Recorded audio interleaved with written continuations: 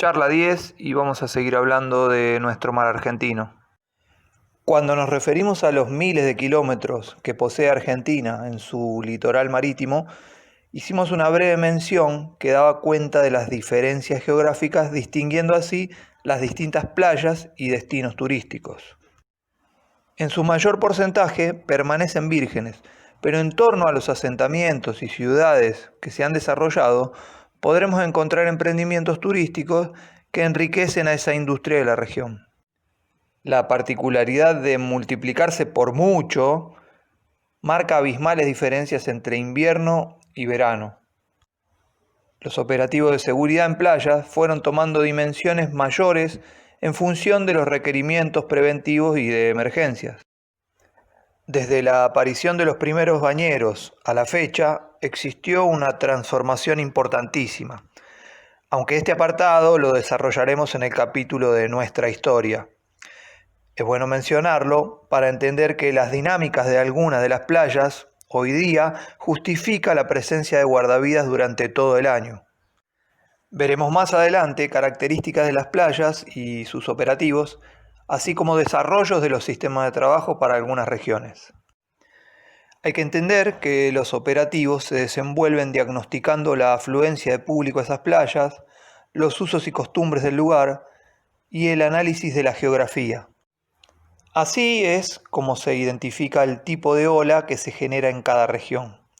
El tamaño y formato de las olas depende de la costa, el tipo de suelo y los efectos del viento. Puede decirse que las olas son producidas en cada lugar por el viento ahí reinante. Pero para entender el oleaje, el movimiento de los océanos, no alcanza con conocer las corrientes marinas. La energía solar que recibe la Tierra produce un calentamiento desigual en el ecuador con respecto a los polos, dando lugar a zonas con diferentes valores de temperatura y presión atmosférica en la superficie del planeta. De esta diferencia nacen vientos y tempestades conocidos como depresiones. Al soplar con fuerza, sin duración e intensidad definidas, estos vientos y tempestades envían su energía hacia el océano. Una vez allí, esta energía se desplaza en forma de ondas, como cuando tiramos una piedra al agua. A medida que estas ondas se propagan, se organizan en series y transportan la energía tomando formas de crestas. Esa propagación puede recorrer miles de kilómetros si nada se les interpone. Cuando van llegando a las costas es cuando la profundidad comienza a reducirse. Si el tamaño de la ola es mayor que la profundidad, ésta se precipita y rompe. A esto es a lo que llamamos vulgarmente que la ola siente el fondo. La base de la ola comienza a chocar con el suelo y este le hace perder velocidad.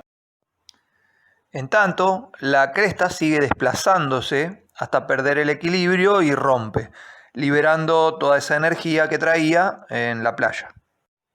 Según el tipo de suelo que encuentre, romperá con mayor o con menor fuerza.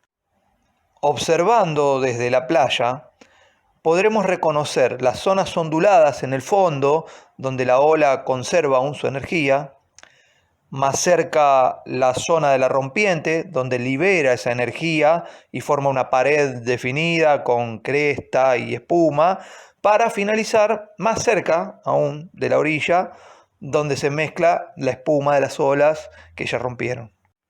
Para el estudio de las olas encontraremos que las partes que se mencionan como referencias son el nivel de aguas tranquilas, que sería el existente de no haber ondulaciones, el seno, que refiere a la parte inferior de la ola en la base, y la cresta en forma opuesta en el punto más alto. De seno a cresta está determinada la altura de la ola. Y luego la longitud se da respecto a la distancia entre la cresta de una ola y la siguiente. Un guardavidas observa esas características en las olas para poder diagnosticar el estado del mar, para así, de ese modo, adelantarse e interpretando el comportamiento que tiene, anticipar acciones ante posibles situaciones de peligro que requieran actividades preventivas o, superadas estas, las adecuadas al salvamento. Cuando trabajamos desde la costa es lo más importante. Si sabemos interpretar ese comportamiento de las olas y descifrar por anticipado el accionar de los bañistas, difícilmente tengamos sorpresas que pongan en riesgo la vida de las personas. El guardavidas sabe que el viento incide y mucho en su tarea. Poder determinar cambios en el clima, conociendo el comportamiento de las nubes en su región o identificando un mar de fondo que se proyecta sobre las playas donde se desempeña, siempre lo mantendrán un paso por delante de cualquier incidente. Otro detalle que observa el guardavidas. El Atlántico, en su hemisferio sur, se comporta del mismo modo respecto a las masas de aire y el flujo de agua. ¿Cómo es esto? Si intentamos dibujar una línea recta vertical sobre una esfera que está rotando, veremos que la línea se curva. Lo que se conoce como efecto Coriolis nos muestra que si un objeto se mueve sobre los meridianos de un cuerpo en rotación, tenderá a desviarse al oeste si va hacia el ecuador. Por ello el guardavidas puede entender que en nuestras playas encontraremos esas derivas correspondientes al flujo de agua comportándose en movimientos que se desplazan hacia el sudeste, principalmente notorias durante las bajantes, y al noroeste durante las crecientes sobre el nivel del agua.